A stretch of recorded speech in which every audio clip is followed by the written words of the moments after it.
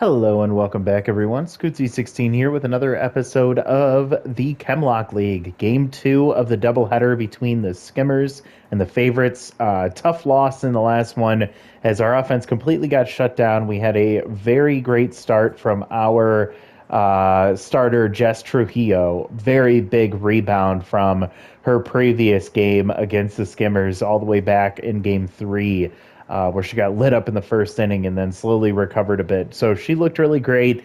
Unfortunately, Will Moran of the Skimmers looked even better, and they got the win.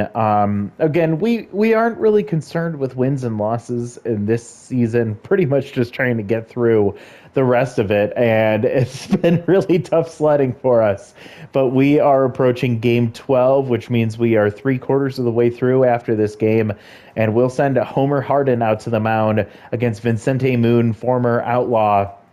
Will be taking the rubber for the Skimmers. So we kind of went through a lot of stuff at the end of the last episode, but we're ready to get into this game. Set the lineup really quick and see where we're at.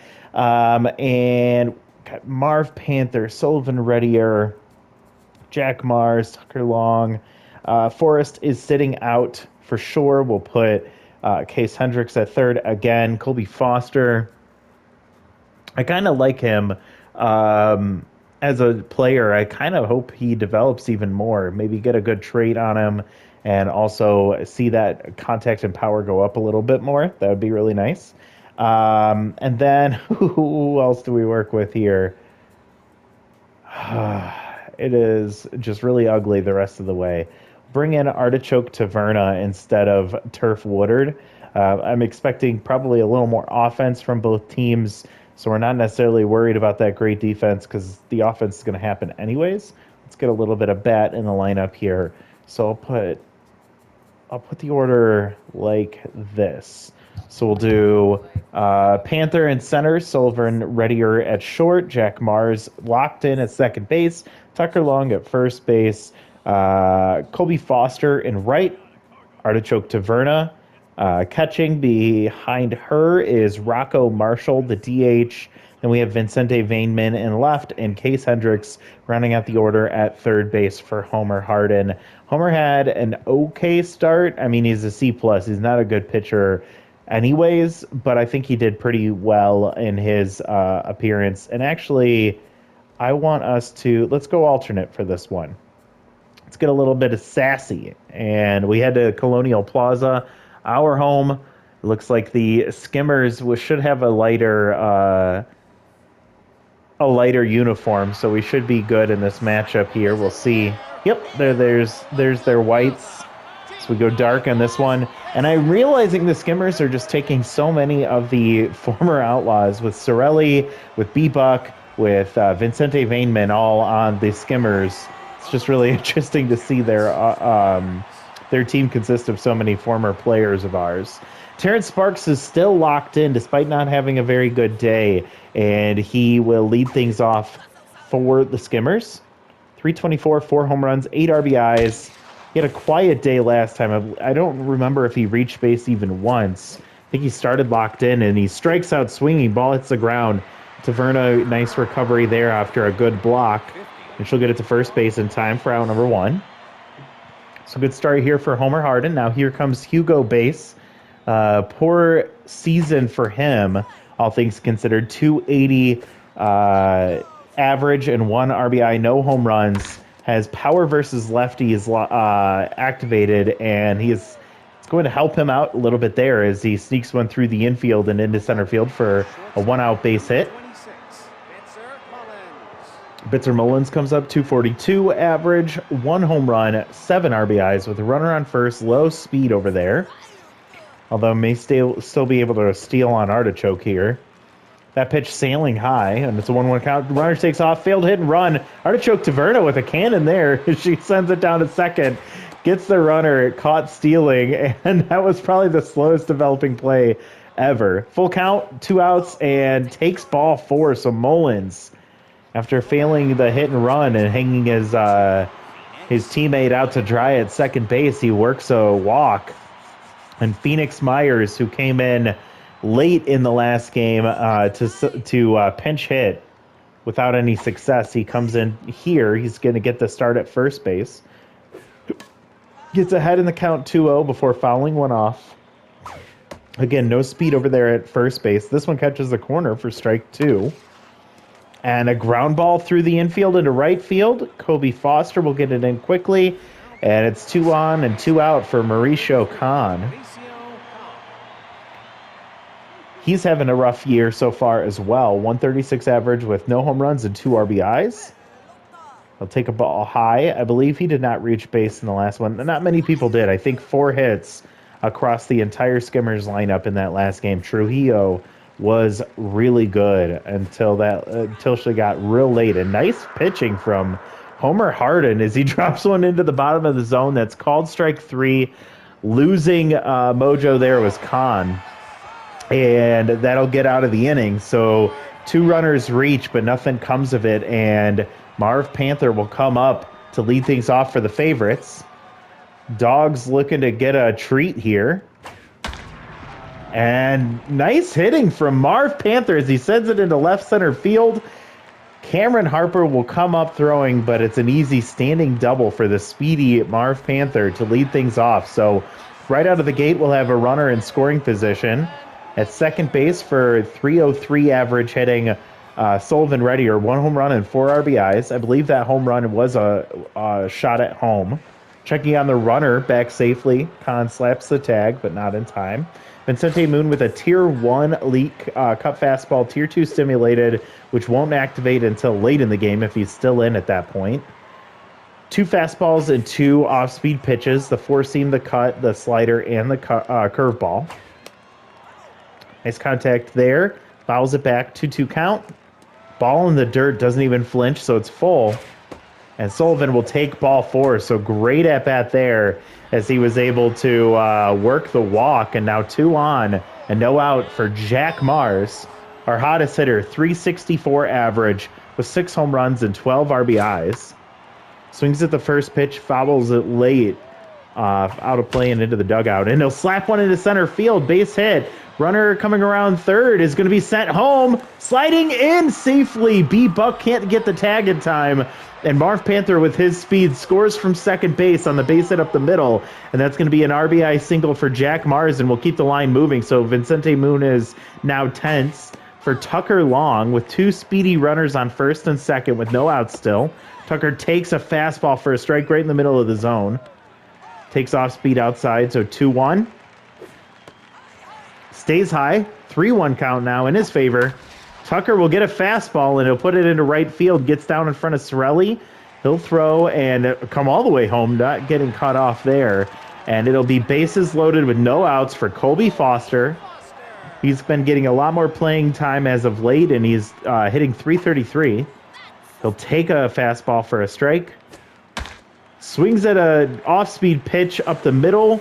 It's going to be cut off by... I think that was Mullins at shortstop, and it's going to be a double play, 6-4-3. 1 run does score, making it a 2-0 ball game, and now a runner on third base with 2 outs for Taverna. Decent contact, Tier 2 sign stealer.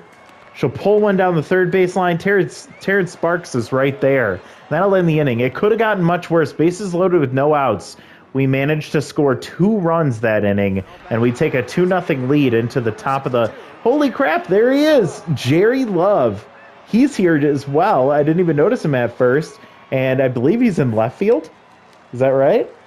No, he's DHing. Okay. He has Tier 2 wild thrower. He has Tier 2 choker, and this one gets blasted into left field, and Vaneman catches that right up against the wall. Now his season 1 teammate Braden Sorelli will come up in after that first out, loud out there. 10th Braden Sorelli batting .310. No home runs, 3 RBIs.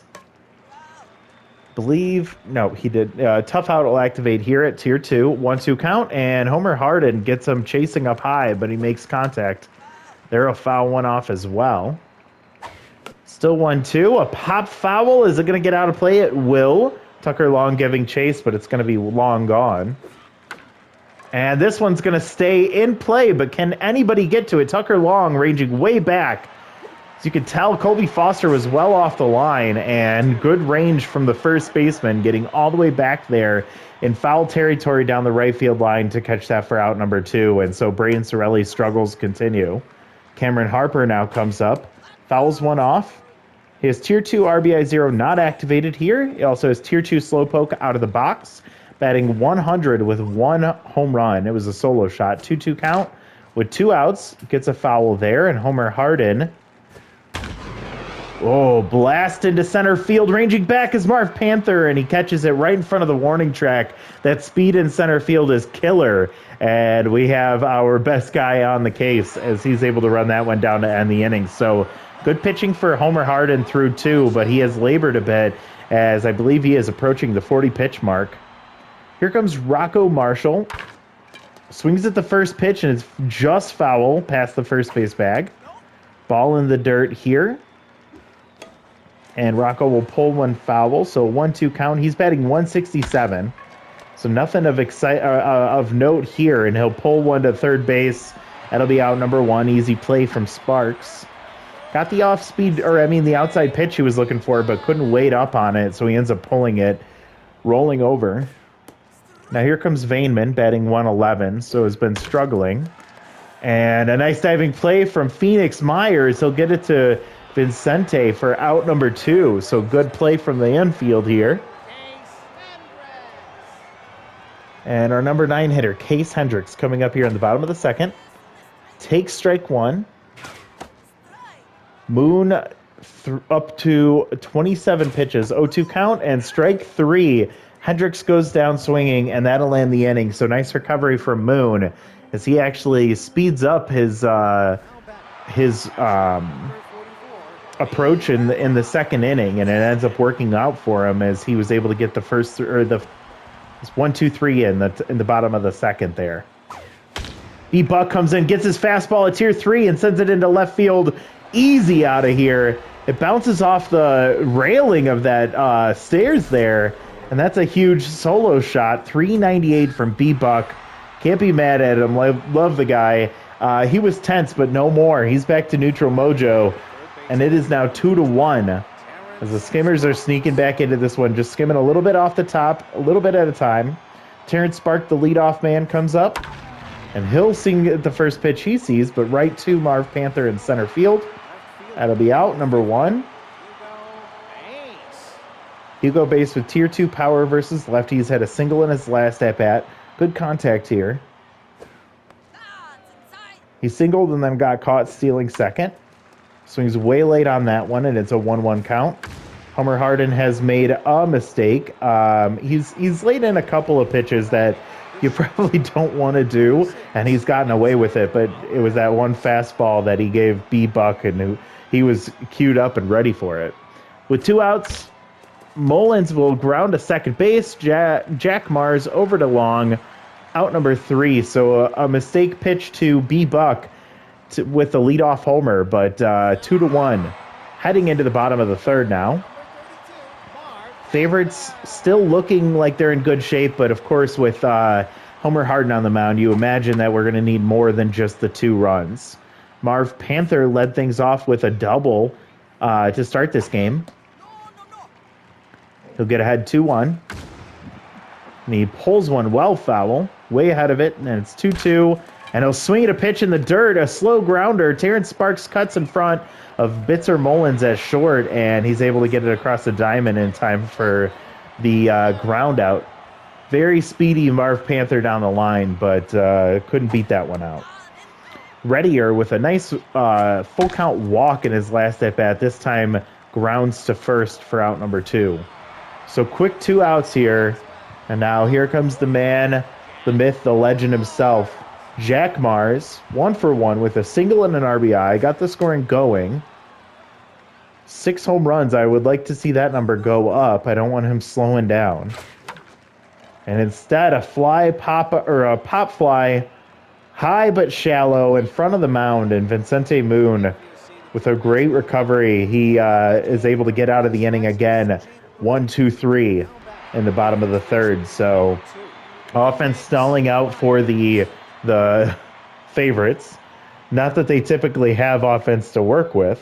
outside of a couple of players. But we'll see how long Homer Harden can go as he just threw his 45th pitch. A foul here from Myers, and it's an 0-2 count once again, and a base hit up the middle. His first hit in a while, and he gets a mojo boost from that one, so he'll be standing on first for tense Mauricio Khan, 0 for 1 today. High pressure now, so mojo playing a bigger factor. Tier 2 clutch will also activate for Homer Harden, so his attributes get him right back to neutral, essentially. And trying to run that one down is Colby Foster, but not close enough to it. And it's going to land foul. 0-2 count and a pop foul. We'll do it again after 50 pitches. Homer Harden trying to get maybe a double play to save some of that arm. 1-2 count here. And Khan will take ball 2 inside. That was close. Good eye there. Just misses the outside this time. So full count with no outs and a pop foul. So we'll do it again. Khan will pop another one foul, and he won't give up that easily. Runner takes off for second base, and it's just fouled down the first base line. Nice diving play from Tucker. This one pulled down the left field line, and Khan is going to have his home run. That one's going to get out of here. A 2-run shot puts the Skimmers ahead 3-2.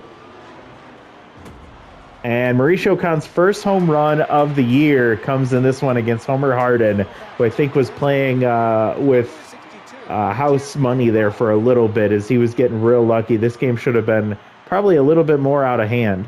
He'll stay in this one. He's tense. And Jerry Love will follow that with a shot to deep left field. And that one's going to get out. Jerry Love with back-to-back shots with Mauricio Khan make this 4-2, a 405 shot. Good to see Jerry Love with some pop in his bat still. Hate to see it against us, though. Hopefully that doesn't happen a third time here. And they finally pull Homer Harden. They decide to go with Jericho House again, who came in that last game. So his arm is a bit weaker, or at least he's a bit more tired. We'll see how long he goes in this one. We are in the top of the fourth with still no outs, so it's been a doozy for Homer Harden there in the fourth inning. Through 3 innings, he actually looked pretty good. Tough out activates for Sorelli. A base hit right past the diving Jack Mars into right center field. Base rounder activates, but holds at first base. He'll get his mojo back to neutral, and the hit parade continues for the Skimmers here in the fourth, as Cameron Harper will come up 0 for 1. Braden with some good speed behind the plate. Archoke Taverna has to be ready. Off-speed pitch sent into right field, tailing away, but Colby Foster is able to get to it. Braden Sorelli does not tag up on that one, so he will have to retreat back to first. And finally, we get our first out of the inning, and it's a fly out to deep right center field into the corner. B-Buck in his last at-bat hit a home run, and Braden Sorelli will steal second base on the strike taken by B-Buck. Now in scoring position, and they check on the runner, throw in the dirt, and good recovery from Sullivan Reddier just to knock that down. 10th pitch is just fouled down the first base line. You can already tell Jericho House is exhausted. A grounder to third base and a nice play from Case Hendricks. Gets it to first for out number 2. Sorelli again has to retreat. Still in scoring position for Terrence Sparks, who's now no longer locked in after going 0 for 2 today. First pitch fouled away. If House can get out of this, I'd be happy. He's locked in right now, but I hope he does not go past this batter right here. Sent to right center or left center field on his horse, and Marv Panther can't get to it. One hops or bounces off the face of the wall, right over to Marv Panther, and an RBI double for Terrence Sparks. He gets his mojo back, and we'll make it 5-2 now. You know, I know we don't worry. Thank you. He does not get to see another batter. The fresh, crisp Lopside will come in now. Has not had a very good year with a 15.43 ERA. 3 strikeouts and a 2.14 whip. So it has been very bad for him. But honestly, the success is few and far between for anyone on this roster. And that's going to be a base hit, allowing the runner to score from second. That will contribute to Jericho House's ERA. And Crisp, dude, come on, man. You have 2 outs. Spitzer Mullins comes up with tier 2 contact versus righties. And a grounder to second base. So Jack Mars, gets it over to first to end the inning. But 5 runs in the 4th inning put this nearly out of reach. Our offense is not capable of that much production. We'll see what they can do, but it's not looking good, even against Vincente Moon, who, after a rough first inning, has been cruising, this being his 40th pitch. And it's pulled foul, so Tucker 1 for 1 today with a base hit. We'll pull one down the left field line, and this one's going to get down, bounces off the wall, and sits in the corner there. Hugo Base with a very great arm, and Tucker will not test him. Stands at first base with a leadoff single. Good day for him, going 2 for 2, and now Colby Foster comes up 0 for 1. And Tucker is locked in, but that grounder to shortstop is an easy double play. 6-4-3 once again for the Skimmers. And Colby Foster will drop to tense mojo as he grounds out. Immediately 2 outs. And, Zaverna goes down the first base line. And that one just misses the bag. She'll foul one back, so she falls behind 1-2. Vincente Moon trying to get the put-out pitch. She doesn't chase the ball in the dirt. This one she does, and it's an easy grounder to third. That'll end the inning. So Vincente Moon putting on a clinic after that first inning as he's gone 3 scoreless. And I believe, I guess Tucker did just have that. I think he's faced the minimum through those 3 innings, the second, third, and fourth, as he did allow a base hit and then immediately following that with a double play. So we'll see what Chris Blopside can do with clear bases here in the top of the 5th, and immediately gives up a base hit. And I didn't catch who hit that one. Mauricio Khan comes up. Hit that big 2-run homer into the left field corner in his last at-bat. Looking to see if he can try and do it again. Crisp does not want that to happen. Gets him chasing on that curveball. 0-2 count. Khan will not chase fastball high. He does chase that one, but it's going to be pulled foul. And another foul. This is very familiar for Mauricio. He's going to work that full count, and then he's going to hit a home run. That's what he did last time. Oh, instead they call it strike 3 on the corner, and Mauricio Khan goes down looking as Chris Flopside was nasty on that pitch. Here comes Jerry Love, former teammate of Chris Flopside. And he'll chase one way outside. That elite curveball doing its action. There it was again. A grounder to short. Jack Mars over to first. Double play. Nice turn from the infield there as Sullivan Reddier had to hurry. Jack Mars caught and it immediately threw to first base and beat Jerry Love down the line by about a step. He's not that fast, but the ball was not hit very hard, and that'll end the inning. So good job from Chris Blopside. Good job from the infield, and now it's time for our offense to do something against Vincente Moon. Instead, he's going to nab one out of the air. Decent hit from Rocco Marshall, but instead Vincente Moon says, no, thank you, I'll take that back, and he gets the liner back up the middle for out number 1, and then induces a pop-up to in front of short, but it ends up being Sparks that calls him off and catches that for out number 2. And here comes Case Hendricks. Case hits the right field, but right at Braden Sorelli, who catches that for out number 3. Another 1-2-3 inning, and Vincente Moon has seen 5 innings now for the Skimmers, allowing 2 runs, both back in the first inning. Braden Sorelli singled and stole a base, ended up scoring easily on a base hit, I think a double. Falls behind 0-2, tough out activates, And a pop foul, is it going to get out of play? Is it going to get down? Nope, yeah, it is going to get down. Neither of the defenders could get to that in time.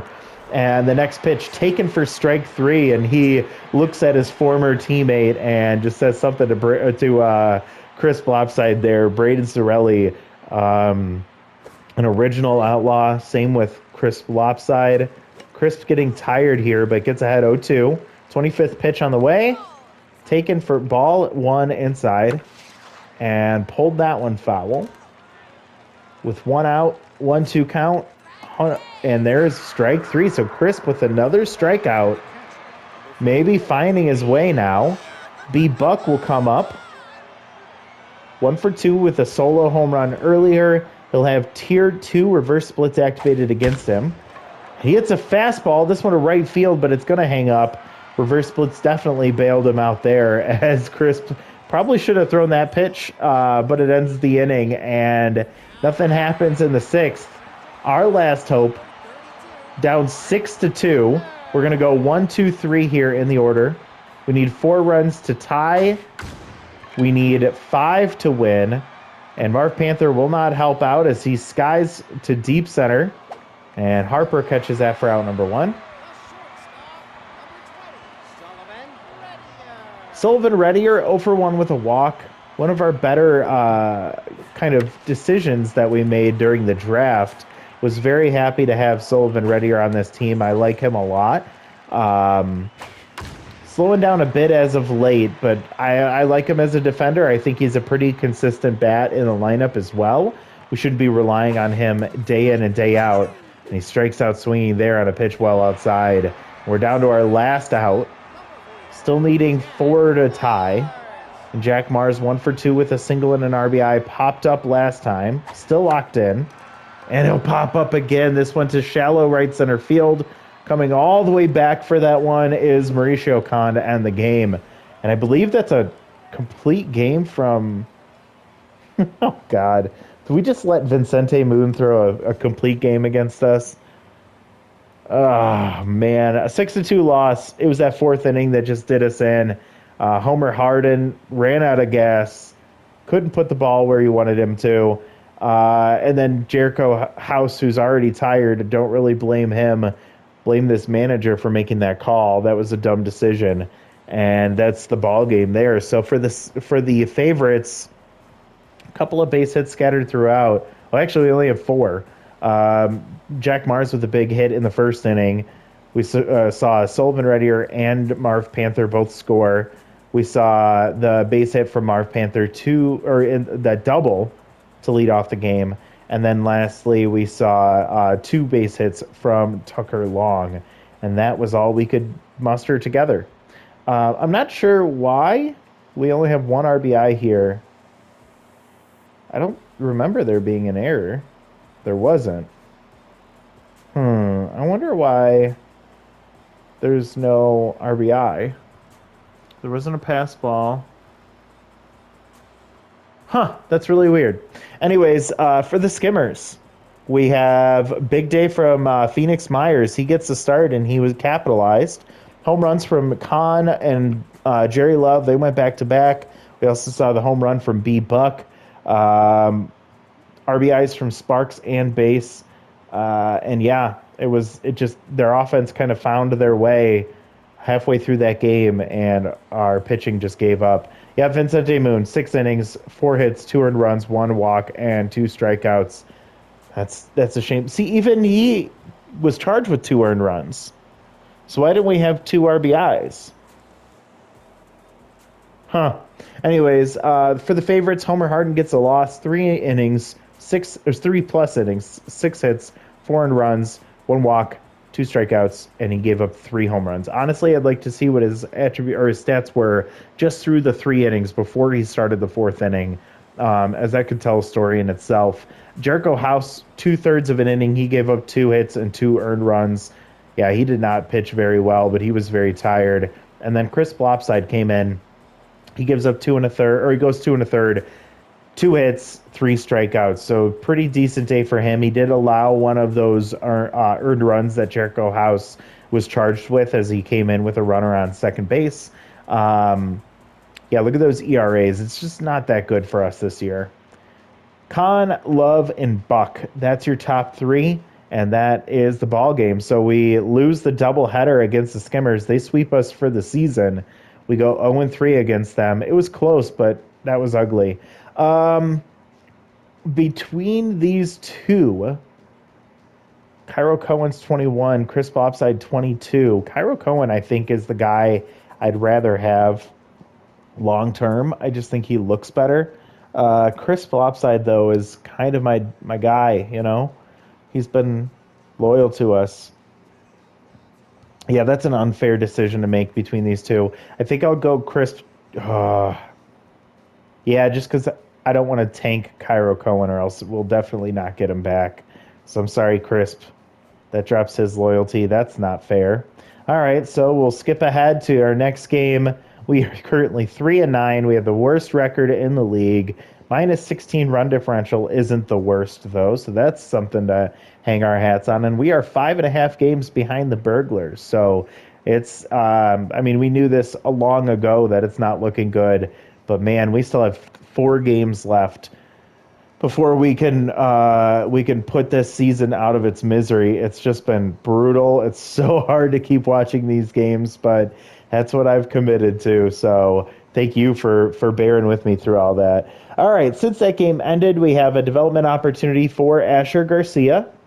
But it looks like a risk to lose the elite changeup, and I don't know if I want to do that. Huge development for Tucker Long. The first baseman gets plus 13 fielding, so he doesn't get an overall boost there, but that is huge for us. We'll take that. Homer Harden, chance for accuracy and velocity. I don't think he's my guy that I'm going to develop, but we could do it maybe as a cheaper option. Vincente Vainman with some development.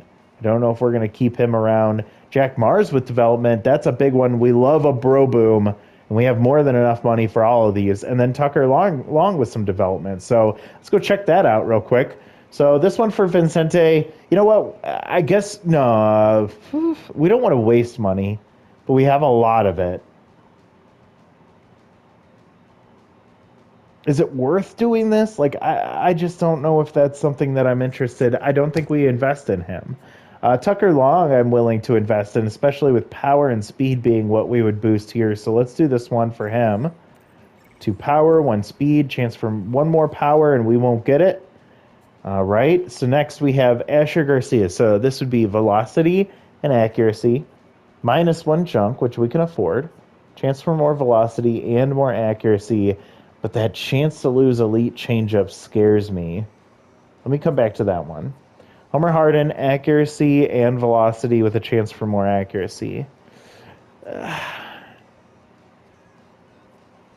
Again, I don't think this is the guy we're going to invest in. He's 21, which is still young, but I just think he's so far gone. I don't think he's a guy we're really going to see develop much more.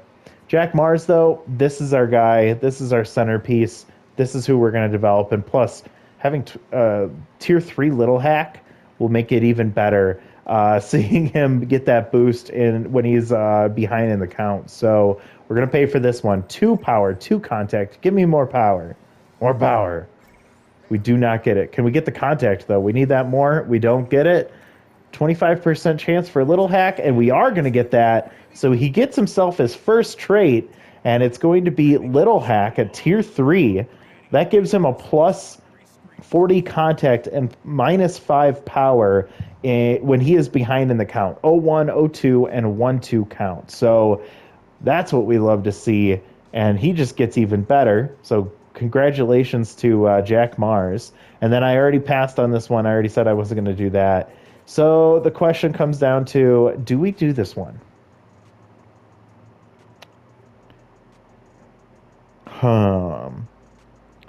Chance for up to 5 velocity. That would be really nice. He's already an S tier. He gets 3 accuracy, which will bump him up even more. We drop him to 98 junk. You know what? Oh, I'm going to do it. Let's give Asher Garcia some love. I'm not going to look. I can't look. I'm looking. 2 velocity, 3 accuracy, minus 1 junk. We don't get the extra velocity. That's a shame. We do not get the extra accuracy. Oh God, please don't, please don't, please don't, please don't. Okay, we're not gonna lose the lead change up. I got real nervous about that one. I'll take that though. That's a nice little bump for him. He just gets even better now. He's 26. I mean, he's still got room for development. It'd be nice to get another pitch, give him to 5, and maybe another fastball on top of that too. Um, yeah, that's where I think I would like to see him develop to get some more velocity for him as well. But man, he is such a good pitcher. He looks so good. And what the hell? Let's do this one for Homer Harden. It gets 1 accuracy and 1 velocity. No extra boost to accuracy. He's now a B minus. That's not a bad option if we can't find another backup in the off season, or a fourth starter in the off season, because I'd like to bring back the other 3. And Vincente, I think what I'm actually thinking about doing, which I have to wait on this, so if we sort by age, I'm very interested in Milana Fernandez, but I just have to wait for her to drop to her price point. She's 24. She can play all the infield positions, except or infield and outfield positions. She's got great fielding. She's got good speed. She's decent hitter, or I mean, she's below average hitter. Decent compared to the rest of my lineup. And I would likely, let's see if it would even work. Yeah, I could do it. I would consider releasing Vaneman for this, as he's 24. He's the oldest of the outfielders, and he's the, like, I guess he's the guy I'm least interested in as development option at all. These other guys are a little bit more intriguing to me. So yeah, I would make this call, but I would wait until she drops to her price point, which we have plenty of time for that. I was also looking at, yeah, Ward Hanspringer here, but I don't know if I would rather get rid of Case Hendricks or Skylar Stewart. I feel like Skylar, she's 23. She's already a decent fielder for middle infield, and that 74 arm is pretty solid. Case Hendricks, 78 arm at third base. I was thinking of Ward being like either our starting shortstop and then moving Sullivan Reddier over to third, or just keeping Ward Hanspringer here at third base. I'm fine either way, I think. Much slower than Hendricks. That contact is abysmal, but 70 power would be intriguing. I don't think I'll do it though, just because I'm not very interested in making those moves for like really low contact hitters. I guess either way the chemistry would work too, but yeah, we're gonna hold off. It looks like Milana French or Fernandez is the one that I'm most interested in at this point. So, oh man, three quarters of the way through the season, we still have 4 games left. One more time through the rotation, and that'll be the way that this season ends. Which again can't happen soon enough. We get to see Asher Garcia next time out, which is always fun to watch. And I guess I also wanted to peek over here at league leaders. I haven't looked at them in a while, so just want to see where we're at, especially with guys like Jack Mars, who's unfortunately only at the 9 spot. I thought he was going to be a little bit higher up. Will Moran has been incredible. We see some familiar names here. Reeve Blackwell pops up on the list. Ed Guerrero is a former MVP. Rory Bowen, it's one of our guys, so that's cool. Valentino Mastiff, and then Leon Cross round out the top 10. Jack Mars tied for first in home runs with Whistle Thornton. No one in the batting average category. 13 RBIs tied for first there as well. Wait, anyone else? Auguste center cut, but not Tony center cut in the home run category. Jack Mars, number 2 in slugging, number 3 in OPS, not in the on-base category. 8 extra base hits, Leon Cross with 11, and nothing in the stolen base category or the run scored category. All right. Pitching-wise, yeah, things are not looking good for our pitching staff in general. It's sad. Do we have anybody that I recognize or like a former outlaw? Let's see. I see an outlaw, Joshua Lawrence there. D4 to the Reapers. He's still on the Reapers. Bitzer Hines with the protectors on the ERA list. That's not fair. That guy sucked for for us. Looks like Harvey is on the Outlaws still. He's got 2 saves, and Colton Ryan, former Outlaw on the Dirt Dogs, has 2 saves. And then Kellen Kirk, look at him on the Outlaws with a .78 whip. What a joke. Um, there's Rince Shaw in the OBA category at 156. Love to see that. Um, Still peeking through these names. Madden Zimmerman with 17 strikeouts. Rory Bowen with 17. It's just funny to see some of our former players doing well or doing really bad. We see Cumulo and Jess both with in the walks per 9 category. And then strikeouts per walk, Cumulo and Lawrence there as well. So I'm honestly pleased with my starting rotation outside of outside of Homer Harden, which again, like not that we'd expect anything from him. Hitting wise, I feel like Marv Panther is starting to pick things up a little bit more than he was at the beginning of the season. Really slow start for him. Reddier's starting to slow down a little bit, but he's been hitting decently well all season.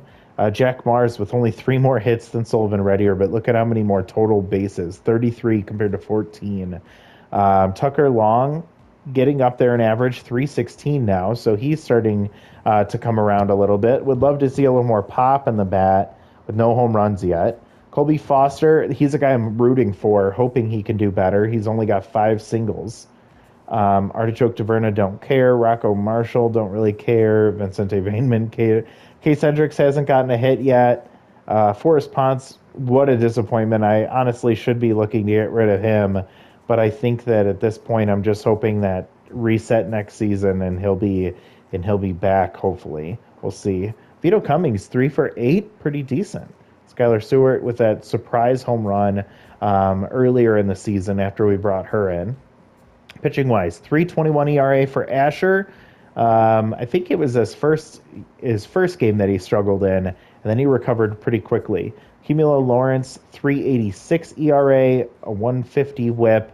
I think she had like 1 bad inning in this season so far.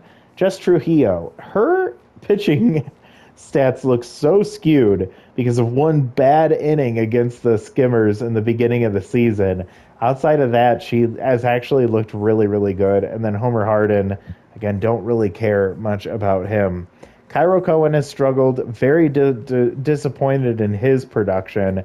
Amelia McKay, not really notable there. Jericho House has been used a lot. I guess not as much as the other guys, but it feels like he's been used a lot. And then Chris Plopside, I mean, our bullpen has been very disappointing, right? 8.22 ERA, 10.13, and 10.29, and they've given up 7, 6, and 8 earned runs, respectively. It has just not been very good for them at all. Who's Larry Butters? I don't even remember who Larry Butters is. 20-year-old with reverse splits and clutch, and we're not using this guy at all. What the hell? Okay, whatever. Instead, we'll overuse Jericho House. Alrighty, well, anyways, that is going to do it for this episode.